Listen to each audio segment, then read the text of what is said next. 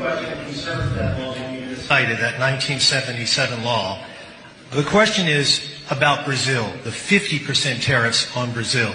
Can you explain why they are being hit with 50% tariffs and why it falls under the umbrella of the International Emergency Economic Powers Act?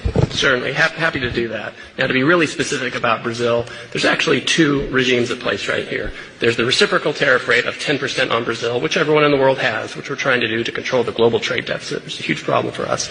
Then on top of that, there's a 40% tariff on Brazil, and that's under a separate emergency, and this is related to extreme concerns with rule of law, censorship, and human rights in Brazil, where a Brazilian judge has taken it upon himself to order U.S. companies to censor themselves, given them secret orders to manage the flow of information, rule of law with respect to political opponents in Brazil, and so when the unlawful detention of U.S. citizens who were in Brazil. Correct. Now, the Treasury Department has often used IEPA, which is the shorthand for the law you're talking about, to impose sanctions, which will cut off countries or companies or persons entirely from the U.S. financial system and cut off trade entirely.